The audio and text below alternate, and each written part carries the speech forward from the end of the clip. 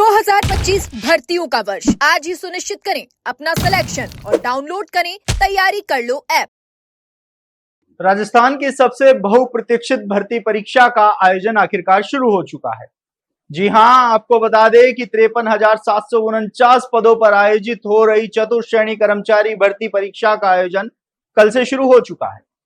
कल यानी कि बीते दिन 2 पारियों में परीक्षा का आयोजन हुआ और इससे साफ हो गया है कि चतुर्थ श्रेणी कर्मचारी भर्ती परीक्षा में पेपर का स्तर कैसा रहा है। जीके ने चेहरे खिला दिए, गणित ने थोड़ा सा परेशान जरूर किया, तो वहीं इंडिया लेवल के जीके ने भी अभ्यर्थियों को थोड़ा असमंजस में डाला। इस परीक्षा के लिए आपको बता दें कि 25 लाख अभ्यर्थी पंजीकृत हैं और पहले दिन जो उपस्थिति दर्ज की गई उसके बाद राजस्थान कर्मचारी चयन बोर्ड थोड़ा सा खिला खिला नजर आ रहा है, क्योंकि उपस्थिति 80% से ज्यादा दर्ज की गई। यानी कि इस परीक्षा में भाग लेने के लिए अभ्यर्थी लगातार परीक्षा केंद्रों पर पहुंचे। अब 2 दिनों तक और इस भर्ती परीक्षा का आयोजन होगा, जिसमें आज 2 पारियों में इस परीक्षा का आयोजन होने जा रहा है, तो कल भी 2 पारियों में इस परीक्षा का आयोजन होगा। लेकिन 10वीं पास अभ्यर्थियों के लिए निकाली गई इस भर्ती में जो परीक्षार्थी आ रहे हैं, उनकी क्वालिफिकेशन सुनकर जो 10वीं पास अभ्यर्थी हैं वह चौंक रहे हैं। जब हमारी टीम ने ग्राउंड जीरो पर जाकर अभ्यर्थियों से बात की तो पता चला कोई आरएएस मेंस का एग्जाम दे चुका है, कोई पटवारी का एग्जाम दे चुका है, कोई second grade first grade teacher का एग्जाम दे चुका है, लेकिन उनको सरकारी नौकरी चाहिए, इसलिए वो 4th ग्रेड का भी एग्जाम दे रहे हैं। यानी कि 10वीं पास अभ्यर्थियों के लिए 25 साल बाद निकाली गई इस भर्ती में वो कैंडिडेट शामिल हैं जो कहीं ना कहीं उन 10वीं पास अभ्यर्थियों से बहुत ज्यादा क्वालिफिकेशन रखते हैं, बहुत ज्यादा पढ़ाई का जो उनका स्तर है वह रखते हैं। जैसा कि हमने पहले भी बताया था कि चतुर्थ श्रेणी कर्मचारी भर्ती में जिन अभ्यर्थियों ने आवेदन किया है 25 लाख, इनमें से महज 20% अभ्यर्थी ही वो हैं जो 10वीं पास है और इस चतुर्थ श्रेणी कर्मचारी भर्ती के लिए वो एक पद पाने के लिए जद्दोजहद कर रहे हैं।